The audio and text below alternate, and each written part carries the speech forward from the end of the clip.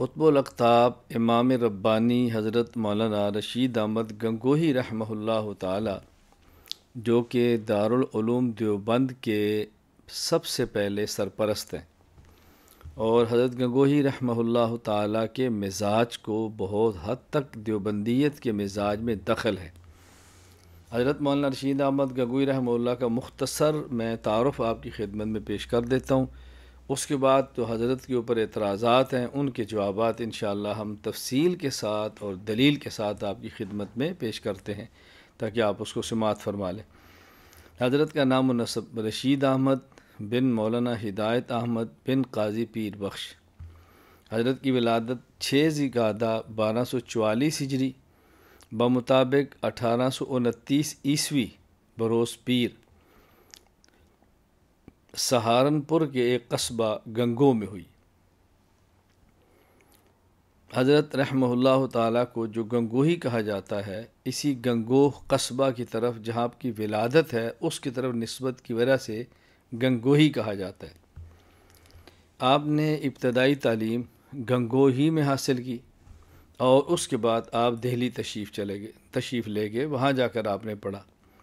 آپ کے معروف اور مشہور اساتذہ مولانا مملوک علی، مولانا شاہ عبد الغنی، مولانا محمد تقی، مولانا عنایت صاحب رحمہ اللہ تعالی ہیں۔ حضرت گنگوہی رحمہ اللہ نے سے کئی ایک علماء نے حدیث پاک پڑھی، اجازت حدیث لی، فقہ پڑھی اور شرف تلمذ حاصل کیا، لیکن آپ کے تلامذہ اور شاگردوں میں سے جو مشہور شاگرد ہیں وہ شیخ الہند مولانا محمود حسن دیوبندی، مولانا محمد یحییٰ کاندلوی، مولانا اشرف علی تھانوی، مولانا حسین علی الوانی رحمہم اللہ تعالی۔ حضرت کی جو تصنیفات ہیں آب زر سے لکھنے کے قابل ہیں۔ حضرت کی معروف تصانیف ہدایت الشیعہ، زبدۃ المناسک، سبیل الرشاد، القطوف الدانیہ فی تحقیق الجماعت الثانیہ، ہدایت المعتدی فی قراءۃ المقتدی، اوسق العریٰ فی تحقیق الجمعۃ فی القریٰ، رد الطغیان فی اوقاف القرآن، الرأی النجیح فی عدد رکعات التراویح، الحق الصریح فی اثبات التراویح۔ الحق الصریح فی اثبات التراویح ایک کتاب حضرت مولانا رشید احمد گنگوہی صاحب کی ہے اور ایک مولانا محمد قاسم ننوتوی صاحب کی اسی نام سے تراویح کے عنوان پر کتاب موجود ہے۔ فتاوی احتیاط الظہر، فتاوی میلاد عرس، لطائف رشیدیہ، امداد السلوک، یہ امداد السلوک فارسی زبان میں ہے۔ تصفیۃ القلوب، یہ تصفیۃ القلوب ضیاء القلوب کا اردو ترجمہ ہے۔ فتاوی رشیدیہ۔ خلافت، حضرت گنگوہی رحمہ اللہ کو حضرت حاجی امداد اللہ مہاجر مکی رحمہ اللہ تعالی سید الطائفہ حضرت کی طرف سے خلافت و اجازت بیعت حاصل ہے۔ وفات 9 جمادی الاخری 9 جمادی الثانیہ 1323 ہجری بمطابق 11 اگست 1905 کو حضرت دنیا سے رخصت ہوئے۔ انا للہ و انا الیہ راجعون۔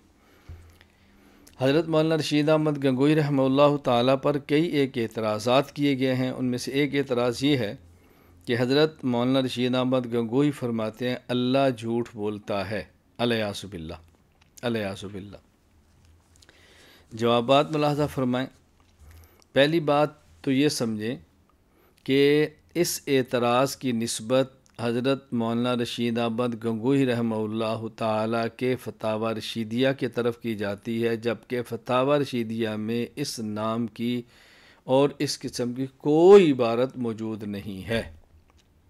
دوسری بات، یہ عبارت حضرت کی طرف غلط منسوب ہے۔ حضرت نے کہیں کسی اپنی کتاب میں یہ عبارت تحریر نہیں فرمائی، نہ حضرت نے کبھی یہ بات اپنی زبان سے فرمائی ہے، نہ آپ نے کبھی اپنے قلم سے تحریر فرمائی ہے۔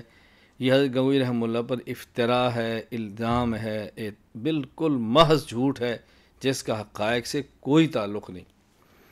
نمبر 3، خود حضرت مولانا گنگوہی رحمہ اللہ کا فتویٰ اس عبارت اور اس عقیدہ کے خلاف موجود ہے۔ آپ اٹھائیے فتاوی رشیدیہ صفحہ 90، حضرت رحمہ اللہ فرماتے ہیں ذات حق جل جلالہ کی پاک و منزہ ہے اس بات سے کہ متصف بصفت کذب کیا جاوے، معاذ اللہ اس کے کلام میں ہرگز شائبہ کذب کا نہیں۔ قال اللہ تعالی ومن اصدق من اللہ قیلا، جو شخص حق تعالیٰ کی نسبت یہ عقیدہ رکھے یا زبان سے کہے وہ کذب بولتا ہے، وہ قطعاً کافر ہے، ملعون ہے اور مخالف قرآن حدیث کا اور اجماع امت کا ہے، وہ ہرگز مومن نہیں۔ تو ایسا شخص جس کا یہ عقیدہ ہو کہ اللہ تعالیٰ جھوٹ بولتے ہیں، حضرت گنگوہی رحمہ اللہ اس پر 4 فتوے لگا رہے ہیں۔ نمبر 1 قطعاً کافر ہے، نمبر 2 ملعون ہے، نمبر 3 قرآن حدیث اجماع کا مخالف ہے، نمبر 4 مؤمن نہیں۔ تو یہ کیسے ہو سکتا ہے؟ حضرت خود یہ فتویٰ دیں۔ نمبر 4، چوتھی بات سمجھے، دیکھیں اصل مسئلہ اور ہے، نظریہ اور ہے، لوگوں نے عنوان اس کا غلط اختیار کیا ہے محض حضرت کی ذات اور علماء دیوبند کو بدنام کرنے کے لیے، حق کے راستے میں رکاوٹیں پیدا کرنے کے لیے، لیکن یہ راستے کی رکاوٹیں نہیں ہیں، یہ ختم ہو گئی ہیں، مزید ختم ہوتی رہیں گی۔ بات سمجھیں اصل مسئلہ کیا ہے؟ اصل مسئلہ کیا ہے؟ عموم قدرت باری تعالی جس کا لوگوں نے عنوان قائم کر دیا ہے، وقوع کذب امکان کذب۔ مسئلہ ہے عموم قدرت باری تعالی، اور عموم قدرت باری تعالی کا مطلب کہ جو اللہ تعالیٰ نے قرآن میں وعدہ کیا ہے اس وعدے کے خلاف کرنے پر قادر ہیں یا نہیں۔ مثلا اللہ تعالیٰ کا قرآن میں یہ وعدہ ہے کہ کفار جہنم میں جائیں گے، کفار جنت میں نہیں جا سکتے، لا يدخلون الجنت حتی یلج الجمل فی سم الخیاط، اور ہمیشہ جہنم میں رہیں گے، خالدین فیہا ابدا، یہ وعدہ ہے۔ تو کیا اللہ کافر کو جنت میں بھیجنے پر قادر ہیں یا نہیں؟ اہل سنت والجماعت احناف دیوبند کا عقیدہ ہے کہ جو وعدے اللہ تعالیٰ نے فرمائے اللہ تعالیٰ اس کے خلاف کرنے پر قادر ہے، یہ عموم قدرت باری تعالیٰ۔ لیکن جو اللہ کے وعدے ہیں اللہ تعالیٰ ان وعدوں کے خلاف کبھی بھی کریں گے نہیں، اسے کہتے ہیں تنزیہ باری تعالیٰ۔ تو اصل مسئلہ ہے عموم قدرت باری تعالیٰ اور تنزیہ باری تعالیٰ کا، اور لوگوں نے اس کو عنوان کیا دے دیا؟ وقوع کذب کا اور امکان کذب کا، الیاذ باللہ، کہ اللہ تعالیٰ جھوٹ بول سکتے ہیں یا نہیں۔ یہ بات تو ہم نے کی نہیں ہے، اس کا تو ہم نے ابھی تذکرہ ہی نہیں کیا۔ بالکل میں سمجھانے کے لیے مثال دیتا ہوں کہ جس طرح اچھی طرح بات سمجھیں کہ اللہ تعالیٰ لا مثال ہیں، لیس کمثلہ شیء ہیں، اللہ تعالیٰ مثال سے پاک ہیں۔ صرف سمجھانے کے لیے مثال دے رہا ہوں کہ بات سمجھ آئے، باقی یہ مت سمجھیں کہ اللہ تعالیٰ کی ذات کی مثال کیسے دے سکتے ہیں۔ سمجھانے کے لیے مثلاً ایک شخص آپ سے وعدہ کرتا ہے کہ میں آپ کو 10,000 دوں گا، تو کیا وہ 10,000 دینا چاہے تو دے بھی سکتا ہے یا نہیں؟ ایک بات۔ دوسری بات، وہ 10,000 دے گا یا نہیں، یہ 2 باتیں الگ ہیں۔ ایک ہے دے سکتا ہے یا نہیں، ایک ہے وہ دے گا یا نہیں، دونوں میں کتنا فرق ہے۔ ایک بندہ کہتا ہے میں آپ کو مار دوں گا، کیا وہ مار سکتا ہے یا نہیں، کیا وہ مار دے گا یا نہیں، 2 باتیں الگ ہو گئی نا۔ صرف سمجھانے کے لیے کہہ رہا ہوں۔ ایک یہ ہے کہ اللہ تعالیٰ کافر کو جہنم میں داخل کرے گا، ہمیشہ جنت میں داخل نہیں کرے گا، تو اللہ، ایک یہ بات۔ دوسری بات، کیا اللہ تعالیٰ کافر کو جنت میں داخل کر سکتا ہے یا نہیں؟ ہم کہتے ہیں اللہ تعالیٰ چاہیں تو کافر کو جنت میں داخل کر سکتے ہیں، اللہ تعالیٰ کی قدرت عام ہے، عموم قدرت، لیکن اللہ تعالیٰ کافر کو جہنم میں داخل کریں گے نہیں، اللہ تعالیٰ کافر کو جنت میں داخل کریں گے نہیں۔ چونکہ اللہ کا وعدہ ہے کہ میں نے مومن کو جنت میں داخل کرنا ہے اور کافر کو جنت میں داخل نہیں کرنا، یہ جنت صرف اور صرف متقین کے لیے بنائی گئی ہے۔ تو جنت میں کافر نہیں جا سکتا۔ ایک ہے عموم قدرت اور ایک ہے تنزیہ قدرت۔ لوگوں نے اس کا عنوان غلط دے دیا بدنام کرنے کے لیے۔ میں سمجھانے کے لیے بات کرتا ہوں کہ ہندوستان متحدہ، بنگلہ دیش، ہندوستان، موجودہ پاکستان، تو ایک وقت تھا کہ اس میں بحث چلی کہ ہندوستان کو تقسیم کرنا چاہیے یا نہیں۔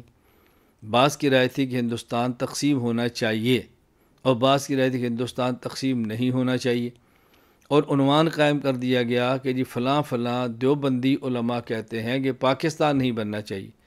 ان کا یہ ایشو نہیں تھا کہ پاکستان نہیں بننا چاہیے، ان کا ایشو یہ تھا، ان کی سوچ یہ تھی کہ ہندوستان تقسیم ہونا چاہیے کہ نہیں۔ تو تقسیم ہند اور بات ہے اور قیام اور وجود پاکستان اور بات ہے۔ باوجود اس کے کہ دارالعلوم دیوبند سے وابستہ حضرت مولانا اشرف علی تھانوی رحمۃ اللہ علیہ، حضرت مفتی محمد شفیع صاحب رحمۃ اللہ علیہ، حضرت علامہ ظفر احمد عثمانی صاحب، حضرت مولانا شبیر احمد عثمانی صاحب رحمہ اللہ، بڑے بڑے حضرات تھے کہ جو تقسیم ہند کے قائل تھے۔ سید حسین احمد مدنی رحمۃ اللہ علیہ وہ تقسیم ہند کے قائل نہیں تھے۔ تو عنوان یہ تھا کہ ہندوستان تقسیم ہو یا نہ ہو، یہ عنوان دیا گیا ہے علماء کو بدنام کرنے کے لیے کہ پاکستان بنے یا نہ بنے۔ تو کتنی عجیب بات ہے۔ خیر، حضرت گنگوئی رحمۃ اللہ علیہ پر اعتراض بالکل ہی فضول اور بے جا ہے، اس کا حقیقت سے کوئی تعلق نہیں ہے۔ حضرت مولانا رشید احمد گنگوئی نور المرقدہ پر دوسرا اعتراض، جس کی بنیاد حضرت کا ایک خواب ہے جو کہ تذکرۃ الرشید میں محدث عظیم حضرت مولانا عاشق الہی بلند شہری رحمہ اللہ نے تحریر فرمایا ہے۔ وہ خواب کیا ہے؟ حضرت فرماتے ہیں کہ میں نے ایک بار خواب دیکھا تھا کہ مولوی محمد قاسم صاحب عروس کی صورت میں ہیں، یعنی دلہن کی شکل میں ہیں، اور میرا ان سے نکاح ہوا ہے۔ جس طرح زن و شوہر میں ایک دوسرے سے فائدہ پہنچتا ہے، اس طرح مجھے ان سے اور انہیں مجھ سے فائدہ پہنچتا ہے۔ یعنی جس طرح خامد اور بیوی کے آپس میں تعلقات ہوتے ہیں اور وہ دونوں ایک دوسرے سے لذت اور راحت حاصل کرتے ہیں، ہم دونوں نے بھی خواب میں اس طرح لذت اور راحت حاصل کی ہے۔ یہ ہے خواب۔ اعتراض اس پر بطور طنز کے کہتے ہیں کہ دیکھیں دیوبند کا قطب العالم ہے، یہ دلہا ہے، اور دیوبند کے بانی ننوتوی یہ داڑھی والی دلہن بنی ہے، الیاذ باللہ۔ اس طرح کی ببکیاں کستے ہیں کہ ان حضرات نے یہ کیا تھا اور وہ کیا تھا اور آپس میں تعلقات ٹھیک نہیں تھے۔ یہ خلاصہ ہے۔ جواب، میں پہلے یہ بات تفصیل سے عرض کر چکا ہوں کہ ایک خواب کی صورت ہوتی ہے اور ایک خواب کی حقیقت ہوتی ہے۔ خواب کی صورت بسا اوقات بہت اچھی ہوتی ہے، تعبیر بہت خطرناک بھیانک ہوتی ہے۔ بسا اوقات خواب کی صورت بہت بھیانک اور خطرناک ہوتی ہے اور اس کی تعبیر بہت عمدہ ہوتی ہے۔ بالکل اسی طرح جو حضرت خواب دیکھ رہے ہیں، اس خواب کی تعبیر کیا ہونی چاہیے؟ یعنی اگر کوئی شخص خواب میں کسی مرد سے بدفعلی کرے تو اس کی تعبیر کیا ہے؟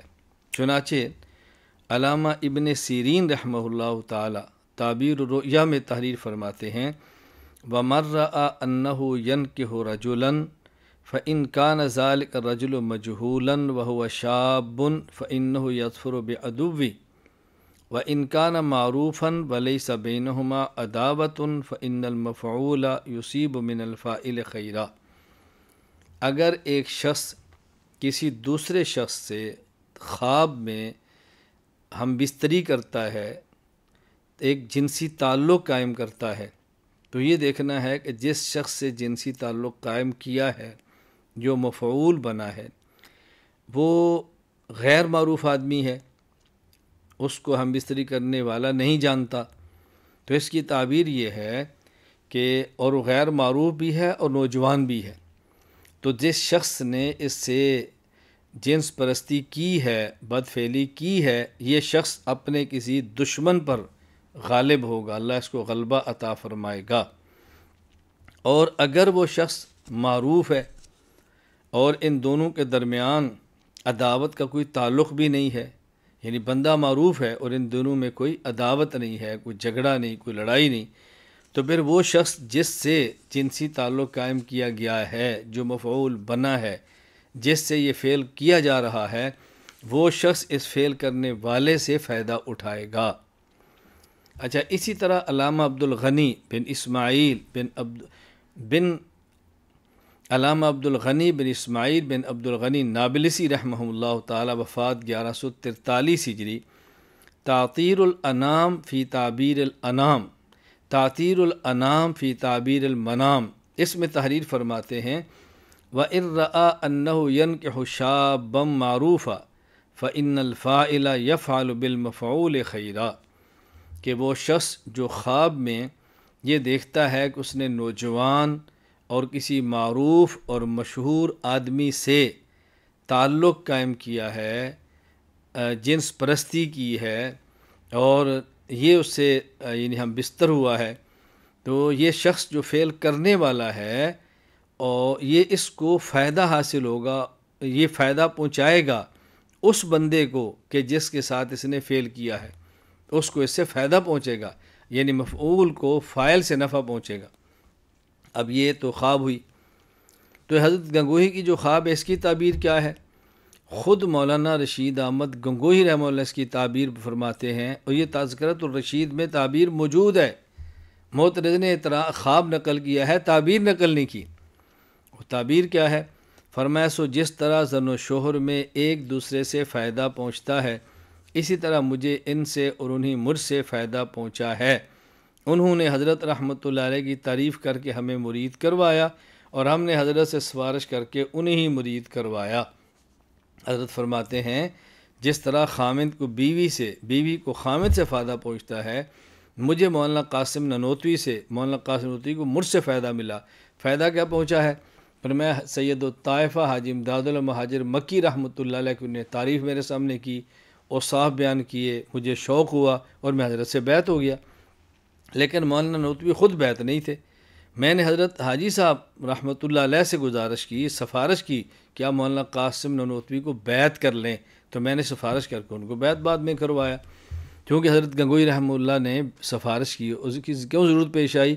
مولانا قاسم نانوتوی رحمہ اللہ علم میں یکتا زمانہ تھے، اور حضرت حاجی امداد المہاجر مکی رحمہ اللہ کی رائے یہ تھی کہ حضرت آپ بہت بڑے عالم ہیں، آپ کا علمی ایک مقام ہے، تو حضرت کتراتے رہے ان کو بیعت لینے سے۔ حضرت نے سفارش کی مولانا گنگوہی رحمہ اللہ نے، حضرت ان کو بیعت میں لے لیا۔ فرمایا مجھے ان سے فائدہ پہنچا ہے اور ان کو مجھ سے فائدہ پہنچا ہے۔ اچھا، اسی طرح حضرت مولانا رشید احمد گنگوہی رحمہ اللہ تعالیٰ پر تیسرا اعتراض یہ ہے کہ مولانا رشید احمد گنگوہی رحمۃ اللہ علیہ خود کو کہتے ہیں کہ میں جھوٹا ہوں۔ جو شخص جھوٹا ہو وہ قوم کا مقتدی کیسے ہے، رہنما کیسے ہے، دارالعلوم دیوبند جیسے اتنے بڑے ادارے کے سرپرست کیسے ہے؟ وہ خود کہتے ہیں میں جھوٹا ہوں، وہ اعتراف کر رہے ہیں۔ عبارت کیا ہے؟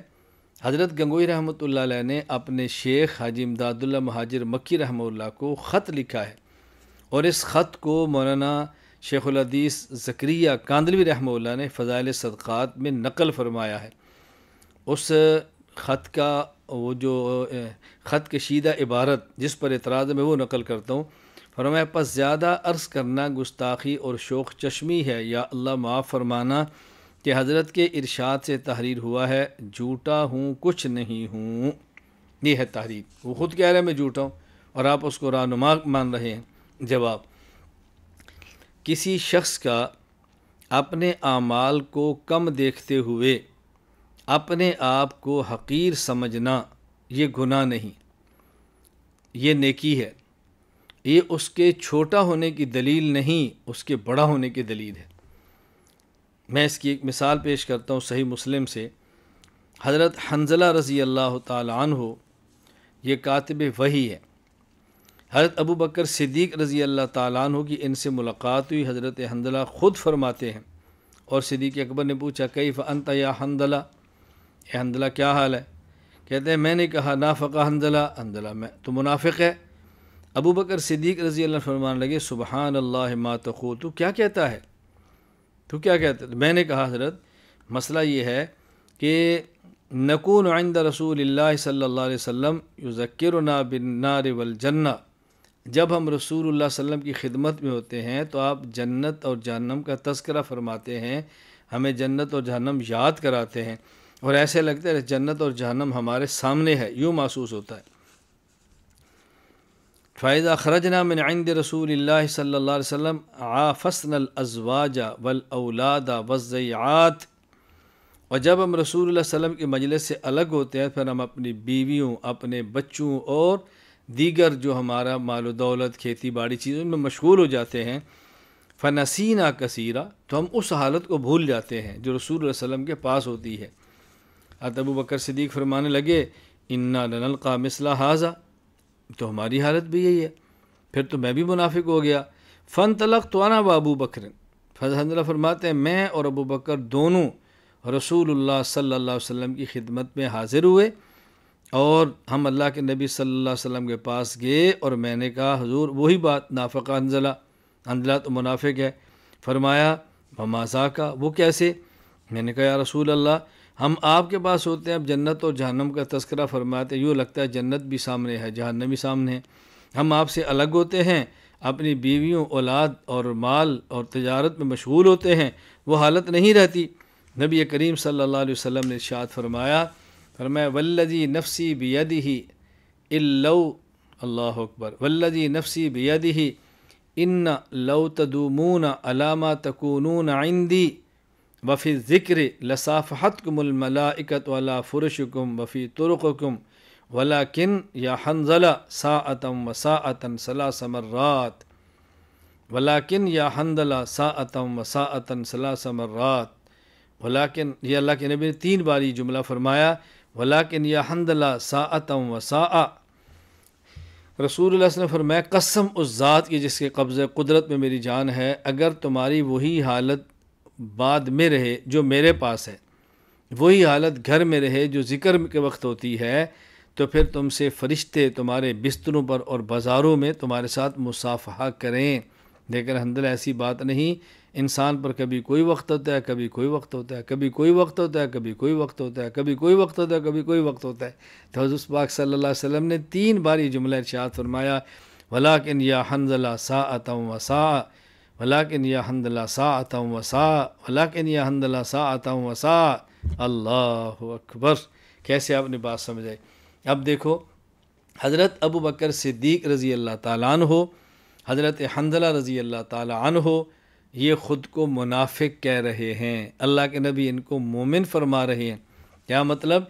ان حضرات کا مقام اتنا اونچا تھا کہ انہوں نے کیفیت کی تبدیلی کو نفاق سمجھ لیا کہ رسول اللہ صلی اللہ علیہ وسلم کی صحبت میں ہے کیفیت اور ہے، بیوی بچوں کے پاس ہے کیفیت اور ہے، تو یہ نفاق ہے۔ اتنے بڑے آدمی تھے کہ معمولی سی حالت کی تبدیلی کو بھی منافقت کہہ دیا۔ اللہ کے نبی نے فرمایا نہیں نہیں، یہ تو عین نفاق ہے، یہ تو عین نفاق ہے۔ اللہ اکبر، یہ تو عین نفاق۔ فرمایا تم فرشتے نہیں ہو، تم امتی بشر ہو، فرشتے تم تھوڑا ہی ہو کہ تمہاری حالت یکساں رہے۔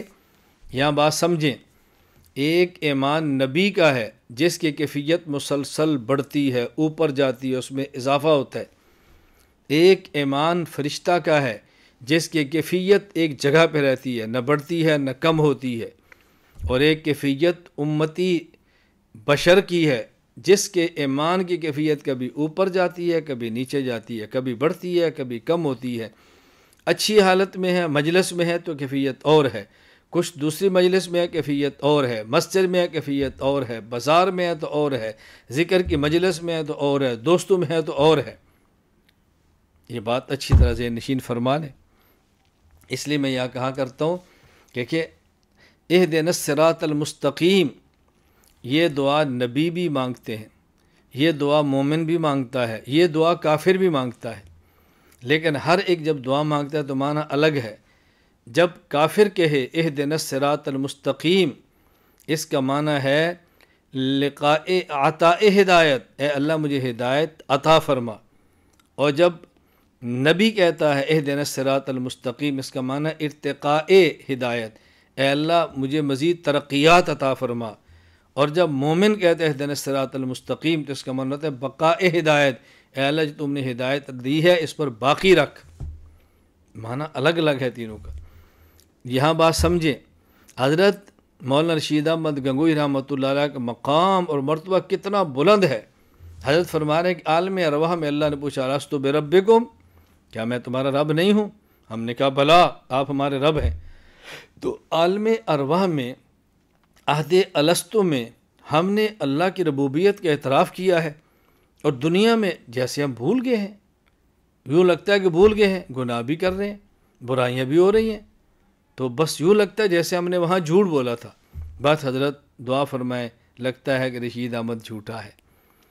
تو اگر ابو بکر اور حنظلہ رضی اللہ عنہما اپنی ایمانی ترقی کی بنیاد پر اپنے مقام و مرتبہ کے لحاظ سے تبدیلی کیفیت کو نفاق فرما دے تو اعتراض نہیں ہے، تو مولانا رشید احمد گنگوہی رحمۃ اللہ علیہ اپنے مقام و مرتبہ کے اعتبار سے اگر اس تبدیلی کیفیت کو جھوٹ کہہ دیں تو اعتراض نہیں ہے۔ اچھی طرح بات سمجھیں۔ حضرت مولانا رشید احمد گنگوہی رحمہ اللہ تعالیٰ کی ذات پر چوتھا اعتراض یہ ہے، اور بظاہر ان کے یہاں بہت وزنی ہے، وہ کیا؟ حضرت شیخ الحدیث مولانا زکریا رحمۃ اللہ علیہ نے فضائل صدقات میں مولانا رشید احمد گنگوہی رحمۃ اللہ علیہ کا خط نقل کیا ہے، جو آپ اپنے شیخ اور مرشد حاجی امداد اللہ مہاجر مکی رحمہ اللہ کا لکھا تھا، اور اس میں جو حضرت مولانا زکریا رحمہ اللہ نے الفاظ نقل کیے ہیں وہ یہ ہیں: تیرا ہی ذل ہے، تیرا ہی وجود ہے، میں کیا ہوں کچھ نہیں ہوں، اور وہ جو میں ہے اور وہ جو میں ہوں وہ تو ہے، اور میں اور تو خود شرک در شرک ہے، الیاذ باللہ۔ اب کہتے ہیں مولانا رشید احمد گنگوہی کہتے ہیں اور وہ جو میں ہوں وہ تو ہے، اپنی ذات کو خدا کہہ رہے ہیں، اور میں اور تو خود شرک در شرک ہے۔ اللہ کی ذات کو اپنی ذات کہہ رہے ہیں، اپنی ذات کو اللہ کی ذات کہہ رہے ہیں، یہ تو شرک ہے۔ اور مشرک آدمی کیسے مقتدا ہو سکتا ہے؟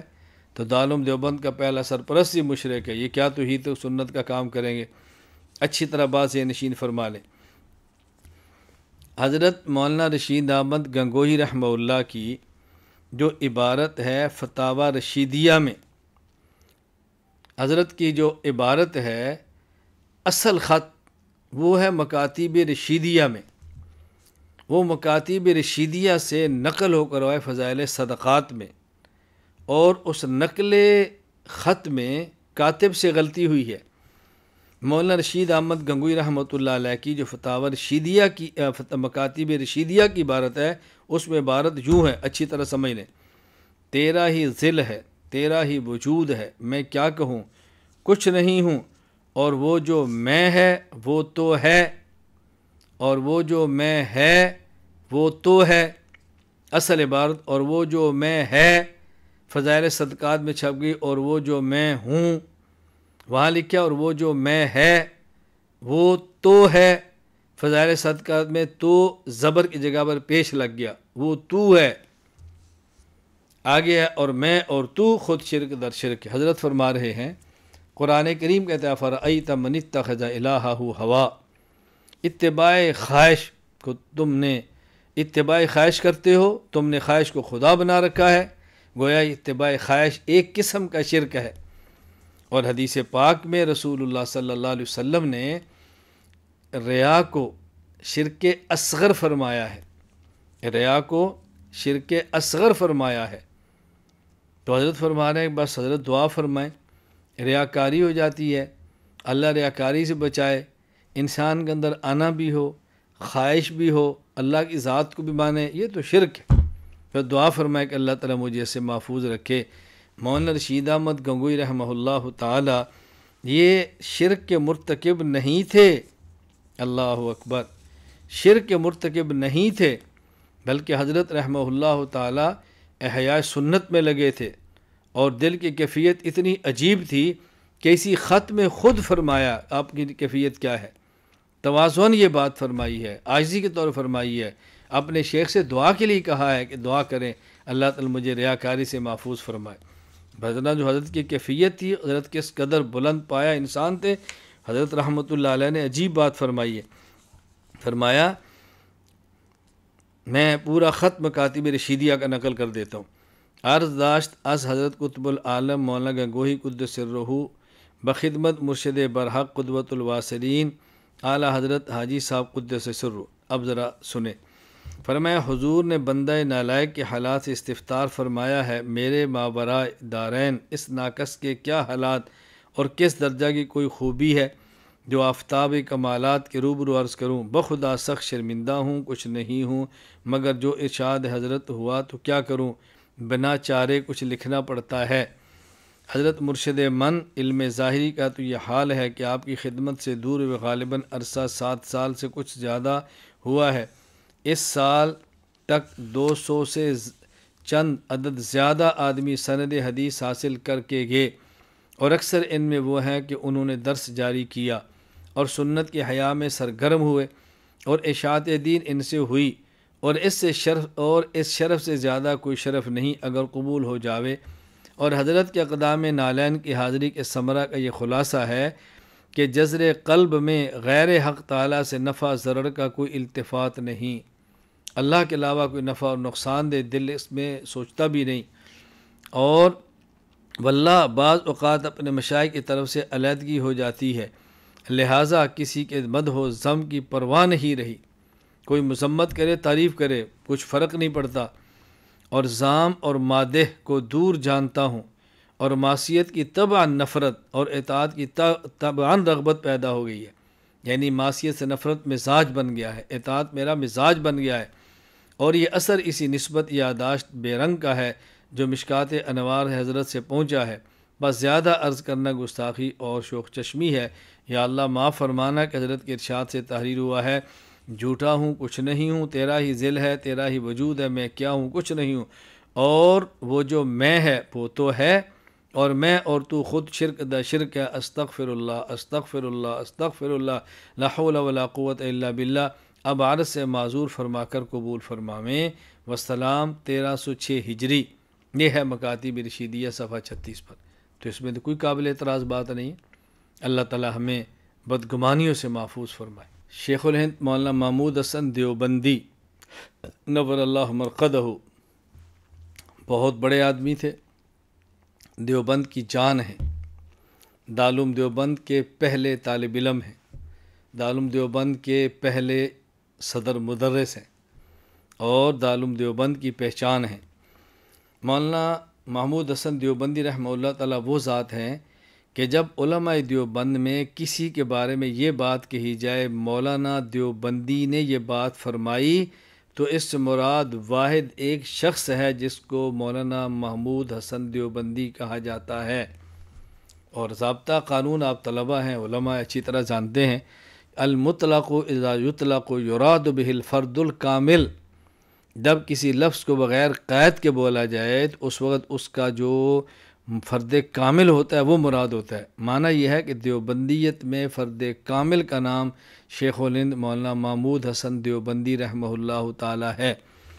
شیخ الہند مولانا محمود حسن دیوبندی رحمہ اللہ پر تفصیلی میرا مقالہ موجود ہے، on line Sheikh Alhind conference پر میں نے گفتگو کی تھی، وہ ریکارڈ پر موجود ہے، آپ اس گفتگو کو سماعت فرمائیں، آپ اس مقالے کو پڑھیں، آپ کو حضرت شیخ الہند کی دیوبندیت کا مزاج آپ کو سمجھ آ جائے گا، اچھی طرح سے نشین فرمائیں۔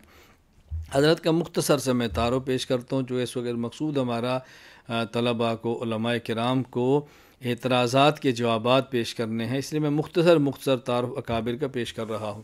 نام و نسب: محمود حسن بن مولانا ذوالفقار علی بن شیخ فتح علی عثمانی دیوبندی، ولادت 1268 ہجری بمطابق 1851 عیسوی کو بریلی شہر میں پیدا ہوئے۔ آپ نے ابتدائی کتابیں مولانا عبداللطیف رحمہ اللہ سے پڑھیں، اس کے بعد دیوبند سے حدیث شریف کی تکمیل کی، اور آپ کو دارالعلوم دیوبند کے پہلے طالب علم ہونے کا اعزاز حاصل ہے۔ مشہور اساتذہ: حضرت مولانا محمد قاسم ننوتوی رحمہ اللہ تعالی، مولانا محمد یعقوب ننوتوی رحمہ اللہ تعالی، مولانا رشید احمد گنگوہی رحمہ اللہ تعالی۔ عجیب انسان ہے شیخ الہند مولانا محمود حسن دیوبندی رحمہ اللہ۔ مشہور تلامذہ: علامہ محمد انور شاہ کشمیری، مولانا اشرف علی تھانوی، مولانا شبیر احمد عثمانی، مولانا حسین احمد مدنی، مولانا کفایت اللہ دہلوی، مولانا عبید اللہ سندھی، مولانا اعزاز علی، مولانا محمد الیاس کاندلوی دہلوی رحمہم اللہ تعالی۔ تصنیفات: ترجمہ قرآن، قرآن کریم کا ترجمہ، اللہ اکبر، مالٹا کی جہل میں کیا۔ تراجم ابواب بخاری، تصحیح المحمود الی ابی داود، حاشیہ مختصر المعانی، ادلہ کاملہ، یہ وہ کتاب ہے جو محمد حسین بٹالوی غیر مقلد عالم نے 10 مسائل کا اشتہار چھاپا اور چیلنج بازی کا بازار گرم کیا۔ یہ چیلنج بھی دیوبند کے اس سپوت شیخ الہند نے قبول کیا اور جواب میں ادلہ کاملہ کتاب لکھی۔ پھر انہوں نے اس کا جواب لکھا مفتاح الادلہ غیر مقلدین نے۔ حضرت نے پھر جواب لکھا ایضاح الادلہ جواب الجواب۔ صدی گزر گئی، اب اس کا جواب نہیں آیا۔ جہد المقل فی تنزیہ المعز والمسل، شرح اوسق الاراء، افادات محمود، کلیات شیخ الہند۔ بیعت و خلافت: سید الطائفہ حاجی امداد المہاجر مکی رحمہ اللہ نے آپ کو خلافت عطا فرمائی۔ اسی طرح قطب الاقطاب علامہ رشید احمد گنگوہی رحمہ اللہ سے بھی آپ کو خلافت اور اجازت بیعت حاصل تھی۔ وفات 18 ربیع الاول 1339 ہجری بمطابق 30 نومبر 1920 عیسوی بروز منگل کو دیوبند میں آپ نے رحلت فرمائی۔ انا للہ و انا الیہ راجعون۔ حضرت شیخ الہند رحمہ اللہ پر اعتراضات ہیں، ان میں جو مشہور و معروف اعتراض ہیں وہ نقل کرتا ہوں۔ اعتراض نمبر 1، کہتے ہیں شیخ الہند مولانا محمود حسن دیوبندی رحمہ اللہ نے تقریر ترمذی میں یہ بات فرمائی ہے والانصاف ان الترجیح للشافعی فی هذه المسألة ونحن مقلدون یجب علینا تقلید امامنا ابی حنیفہ رحمہ اللہ تعالی۔ انصاف کی بات یہ ہے کہ اس مسئلہ میں ترجیح امام شافعی رحمہ اللہ کے مذہب کو ہے، لیکن ہم مقلدین ہیں، ہمارے اوپر امام حنیفہ کی تقلید واجب ہے۔ اعتراض یہ ہے کہ جب ایک مسئلہ تمہارے یہاں حق ہے، وہ تمہارے یہاں درست ہے، تو پھر بھی تم تقلید میں حق کو قبول نہیں کر رہے، بلکہ تقلید کی وجہ سے حق کو تم رد کر رہے ہو۔ انہوں نے کہا یہ دیوبندیت کا مزاج ہے کہ تقلید کو لیں گے اور حق کو چھوڑ دیں گے، تقلید کی وجہ سے حق کو قربان کر دیں گے۔ یہ اعتراض کا خلاصہ ہے، جواب سماعت فرمائیں۔ دیکھو مولانا حضرت شیخ الہند رحمہ اللہ کی بات کو سمجھو۔ حضرت فرمانا یہ چاہتے ہیں کسی مسئلہ اجتہادیہ میں ایک ہوتا ہے مذہب حق، مذہب ثواب جس پر 2 اجر ملتے ہیں، دوہرا اجر۔ ایک ہوتا ہے مذہب خطا، خطا اجتہادی جس پر اجرن 1 اجر ملتا ہے۔ حضرت فرماتے ہیں جو مسئلہ ہے، اس مسئلے میں جو چل رہا ہے، میری رائے یہ ہے کہ امام شافعی کا اجتہاد حق ہے اور امام حنیفہ رحمہ اللہ کا اجتہاد خطا ہے، لیکن یہ جو میں کہہ رہا ہوں کہ امام شافعی کا مذہب حق ہے اور حضرت امام حنیفہ کا مذہب خطا ہے، میں اس پر مجھ پر وحی تو نہیں آئی، کوئی نص تو نہیں ہے، یہ میرا اجتہاد ہے نا۔ تو ایک اجتہاد میرا ہے جو امام شافعی کے ساتھ ہے، ایک اجتہاد ہمارے امام حنیفہ کا ہے جو ان کے مقابلے میں امام ابو حنیفہ رحمہ اللہ کا مقلد ہوں، ان کے علم و فضل کا کمال ان کے فضل و علم کے کمال کا معترف ہوں، لہٰذا میں اپنے اجتہاد کو اپنے امام کے اجتہاد کی بنیاد پہ چھوڑتا ہوں اور جو میرے امام کا اجتہاد ہے اس کو قبول کرتا ہوں۔ یہ کون سی اعتراض کی بات ہے؟ اس میں کیا غلط بات فرمائی ہے؟ کون سی نقص کی بات ہے؟ یعنی اگر حضرت امام شافعی کے اس مسئلہ میں مذہب کو شیخ الہند حق فرما رہے ہیں، ترجیح دے رہے ہیں، تو یہ ترجیح بھی اجتہاد کی بنیاد پر ہے نا۔ تو جب ہم امام ابو حنیفہ کے بارے میں یہ رائے رکھتے ہیں کہ ان کا اجتہاد درست ہے اور خطا کا احتمال ہے، تو شیخ الہند فرما رہے ہیں میں اپنے اجتہاد کے بارے میں تو یہ ذہن رکھتا ہوں نا کہ میرا اجتہاد جو اس کی بنیاد میں ترجیح دے رہا ہوں یہ اگرچہ حق ہے لیکن خطا کا احتمال ہے۔ میرا کون سا 100% حق ہے کہ اس میں خطا ہو ہی نہیں سکتی، تو میں اپنے اجتہاد کو اپنے امام کے اجتہاد پر چھوڑ دیتا ہوں۔ اس میں اعتراض کی کیا بات ہے؟ کوئی غلط بات تو نہیں ہے، ایک بات۔ اور دوسری بات سمجھیں، دوسری بات حضرت فرماتے ہیں کہ اگر میں حضرت امام شافعی رحمہ اللہ کے اجتہاد کو لے لوں جس کو میں اپنی دلیل کی بنیاد پر ترجیح دیتے ہوئے حق سمجھتا ہوں تو اجران ملیں گے، 2 اجر، دوہرا اجر۔ اور امام حنیفہ رحمہ اللہ کا اس مسئلے پر جو مذہب ہے، جو ان کا اجتہاد ہے، میں ان کو اپنی دلیل کی بنیاد پر مرجوح سمجھتا ہوں اور خطا سمجھتا ہوں۔ اگر میں اس کو لے لوں گا تو میرے اجتہاد کی بنیاد پر 1 اجر ہوگا۔ اب ایک طرف میرا اجتہاد کہتا ہے کہ اس کو لوں تو 2 اجر، اس کو لوں تو 1 اجر، لیکن جو عقیدت مجھے امام حنیفہ سے ہے وہ امام شافعی سے نہیں ہے۔ جو میرے ہاں مقام امام حنیفہ کا ہے امام شافعی کا نہیں ہے، چونکہ میں ان کا مقلد ہوں، اسی وجہ سے میں ان کا مقام اور مرتبہ بڑا سمجھتا ہوں۔ اب حضرت یہ فرمانا چاہ رہے ہیں کہ میں یہاں دلیل کی بنیاد پر نہیں، ایک ہوتا ہے حق اور باطل، پھر حق کو لینا اور باطل کو چھوڑنا فرض ہے، اور ایک حق اور باطل کا مسئلہ ہے جہاں جنت اور جہنم ہے، وہاں جنت کو لینا اور جہنم کو چھوڑنا فرض ہے، اور ایک ہے حق اور خطا، حق بھی اجتہادی، خطا بھی اجتہادی، وہاں حق کو لیں گے تو دوہرا اجر اور خطا کو لیں گے تو 11 اجر۔ فرماتے ہیں میں عقیدت میں دوہرے اجر کو چھوڑ کر 11 اجر لے رہا ہوں۔ اور یہ حضرت شیخ الہند اکیلے نہیں ہیں، پوری دنیا اس بات پر متفق ہے، اور دنیا اسلام کا ہر فرد اس کا زبان سے قائل نہ بھی ہو اپنے عمل سے فاعل ضرور ہے۔ آپ کہیں گے وہ کیسے؟ پاک و ہند کے لوگ، امریکہ، امریکہ، کینیڈا، افریقہ، دنیا بھر کے لوگ جب عمرہ کے لیے مکہ مکرمہ جاتے ہیں تو کیا مکہ مکرمہ سے مدینہ منورہ نہیں جاتے؟ حرم مکہ میں پڑھے جانے والی نماز 1 رکعت پر 1 لاکھ کا اجر ملتا ہے۔ مسجد نبوی میں پڑھے جانے والی نماز، ایک نماز پر ایک روایت کے مطابق 50,000 کا اجر ملتا ہے، ایک روایت کے مطابق 1,000 کا اجر ملتا ہے۔ تو سب لوگ مکہ کو چھوڑ کے پھر مدینہ جاتے ہیں۔ بھائی اگر اجر ہی لینے کے لیے گئے ہیں تو وہاں 1 رکعت پر 1 لاکھ کا اجر ہے، یہاں 1 رکعت پر مسجد نبوی 50,000 کا ہے، تو اجران اجر ہو گیا نا۔ حرم مکہ میں نماز پڑھیں تو دوہرا اجر، مسجد نبوی نماز پڑھیں تو 11 اجر، تو آپ دوہرا اجر چھوڑ کر 11 اجر کیوں لیتے ہیں؟ حضور اکرم صلی اللہ علیہ وسلم کی عقیدت اور عظمت کے پیش نظر۔ اچھا، اور عام طور پر بہت سارے لوگ کہتے ہیں جی 50,000 والی حدیث تو ضعیف ہے اور 1,000 والی حدیث صحیح ہے، ہم اس کو مانتے ہیں، چلو تم اس کو مان لو۔ عجیب بات ہے کہ حضرت شیخ الہند کی اس عبارت پر اعتراض کرنے والے لوگ وہ ہیں جو مدینہ منورہ مسجد نبوی میں پڑھے جانے والی نماز میں 1 رکعت پر 50,000 کا اجر ملتا ہے، اس حدیث کو ضعیف کہتے ہیں، اور 1 رکعت پر جو 1,000 کا اجر ملتا ہے اس کو صحیح کہتے ہیں۔ ضعیف اور صحیح کہنا قابل تعجب نہیں، صرف اس کو ضعیف کہہ کے چھوڑ دیتے ہیں اور 1,000 والی کو صحیح کہہ کے لے لیتے ہیں۔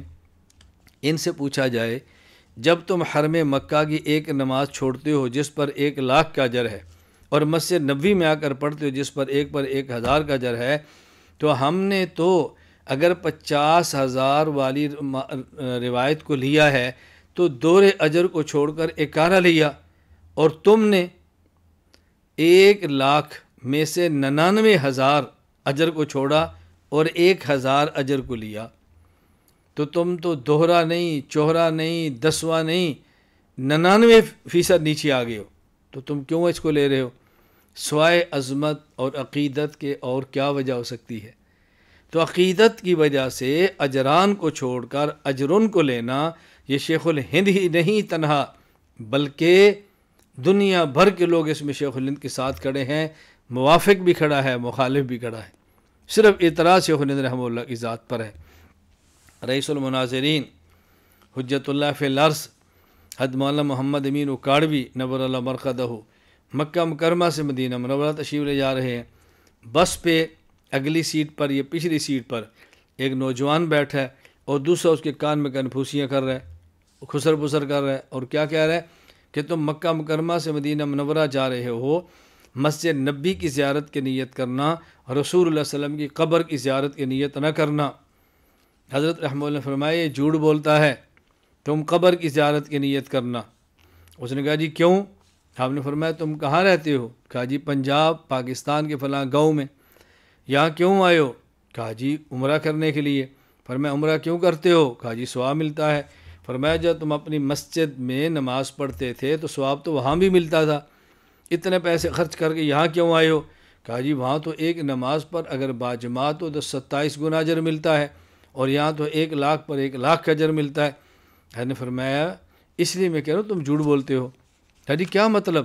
فرمایا اگر تم اپنے محلے کی مسجد میں نماز پڑھتے، ایک رکعت پر 27 رکعت کا اجر ملتا ہے، حرم مکہ میں آ کر نماز پڑھو، ایک رکعت پر 1,00,000 کا اجر ملتا ہے، تو پھر تم پیسے خرچ کر کے یہاں آئے تھے زیادہ اجر لینے کے لیے، اب پیسے خرچ کر کے مکہ سے مدینہ کیوں جا رہے ہو تھوڑا اجر لینے کے لیے؟ مدینہ منورہ مسجد نبی میں تو ایک رکعت پر 1,000 کا اجر ملے گا تمہارے مطابق، تو تم وہاں سے چلے پیسہ خرچ کر کے زیادہ اجر ملو، اور یہاں سے تم پیسہ خرچ کر کے جا رہے ہو مدینہ تاکہ کم اجر لوں۔ معلوم ہوا کہ تم اجر کی وجہ سے نہیں جا رہے، کسی اور ذات کی وجہ سے جا رہے ہو جو مکہ مکرمہ میں نہیں مدینہ منورہ میں ہے، اور وہ ذات حضرت اقدس محمد عربی خاتم الانبیاء صلی اللہ علیہ وسلم کی ہے۔ تو جہاں وہ موجود ہے قبر اطہر میں، اس کی زیارت کی نیت کے سفر کرنا کیسے شرک ہوگا؟ جس کا اس کے پاس کوئی جواب نہیں تھا۔ حضرت مولانا شیخ الہند محمود الحسن دیوبندی رحمہ اللہ تعالیٰ پر دوسرا اعتراض یہ ہے، وہ کہتے ہیں حضرت کی کتاب ہے ادلہ کاملہ، اس میں آیت میں تحریف کی ہے۔ آیت ہے فَإِن تَنَازَعْتُمْ فِي شَيْءٍ فَرُدُّوهُ إِلَى اللَّهِ وَالرَّسُولِ إِن كُنتُمْ تُؤْمِنُونَ بِاللَّهِ وَالْيَوْمِ الْآخِرِ، اور شیخ الہند نے آیت یوں لکھی ہے فَإِن تَنَازَعْتُمْ فِي شَيْءٍ فَرُدُّوهُ إِلَى اللَّهِ وَالرَّسُولِ وَإِلَى أُولِي الْأَمْرِ مِنْكُمْ، تحریف کی ہے چونکہ مقلد ہے نا، اور اللہ رسول کے علاوہ اماموں کی بات کرنی تھی نا، اس لیے حضرت نے اولی الامر منکم لے کر تحریف کر دی ہے۔ جو آپ ذہن نشین فرمائیں، دیکھیں قرآن خود کہتا ہے یا ایھا الذین آمنوا اطیعوا اللہ و اطیعوا الرسول و اولی الامر منکم، اللہ کی بات مانو، اللہ کے رسول کی بات مانو، اور اولی الامر کی بات مانو۔ اولی الامر سے مراد فقہاء فی الدین، فقہاء کی بات مانو، وہ تو قرآن کہہ رہا ہے، شیخ الہند کو کہنے کی ضرورت کیا ہے؟ آگے یہ ہے کہ جو ائمہ مجتہدین ہیں، اگر ان کا اولی الامر کا منازعت، تنازع، اختلاف ہو جائے اللہ اور اللہ کے رسول کی بات قرآن اور حدیث میں، تو اگر ان کا کسی مسئلے پر تنازع ہو جائے، اختلاف ہو جائے، تو وہ کیا کریں؟ ان کو قرآن کہہ رہا ہے فَإِن تَنَازَعْتُمْ فِي شَيْءٍ فَرُدُّوهُ إِلَى اللَّهِ وَالرَّسُولِ، تمہارا اختلاف ہو جائے تم قرآن و حدیث کے اندر غور کر کے ان عوام کو پھر بتاؤ، یہ عوام تمہاری بات مانیں گے۔ اب تحریف تو نہیں ہے، ہوا یہ کہ جب حضرت نے لکھی ہے تو غلطی سے وَأُولِي الْأَمْرِ مِنْكُمْ لکھ دیا گیا اور چھاپ دیا گیا، اور باقاعدہ ادلہ کاملہ کا نیا ایڈیشن چھپا ہے، اور اس پہ ایک ضروری تنبیہ کے نام سے یہ لکھ دیا گیا ہے کہ غلطی سے وَأُولِي الْأَمْرِ مِنْكُمْ چھپ گیا ہے، یہ آیت کا حصہ نہیں ہے۔ تو جب اعتراف کر لیا، اب تحریف کیسی ہوئی؟ مان لیا غلطی ہو گئی ہے، غلطی سے لکھا گیا ہے۔ بات اچھی طرح ذہن نشین فرما لیں، یہ ایسے ہی ہے، تقلید کے عنوان پر ایک غیر مقلد سے میری گفتگو تھی جس کا نام آپ مناظرہ رکھیں گے سیالکوٹ میں، تو اس نے دوران گفتگو یہ آیت پیش کی اتبعوا ما انزل الیکم من ربکم، اتبعوا ما انزل الیکم من ربکم، اور یہاں غلطی سے اس نے ما کا لفظ چھوڑ دیا اور یوں پڑھا اتبعوا انزل الیکم من ربکم، اور اسی مناظرہ میں اس نے اس کو پیش کر دیا کہ جی مولانا شیخ الہند محمود حسن دیوبندی نے قرآن میں تعریف کی ہے۔ میں نے اس کو فوراً پکڑا، میں نے کہا تعریف تو تم نے بھی کی ہے، تم اپنے بارے میں کہو میں کافر ہوں، کہاں کی ہے؟ میں نے کہا ابھی تم پڑھو اتبعوا انزل الیکم من ربکم، قرآن میں اتبعوا ما انزل، تم نے تو ماں کو چھوڑ کر تعریف کی ہے، دیکھو سنو اس کو۔ کہنے لگا کہ جی مجھ سے غلطی ہوئی ہے۔ میں نے کہا یہی بات ہم کر رہے ہیں کہ تم سے بولنے میں غلطی ہو گئی، ان سے لکھنے میں غلطی ہو گئی، یا بولنے والی غلطی کا تم نے اعتراف کر لیا، لکھنے والی غلطی کا ہم نے اعتراف کر لیا، تو بات ختم ہوگی نا، میں دوبارہ تمہارے بارے میں تو کوئی بات نہیں کہہ رہا۔ خیر یہ شیخ الہند رحمہ اللہ نے تعریف نہیں فرمائی، یہ غلطی سے ہوا ہے، بعد میں اس کو تبدیل کر دیا گیا ہے۔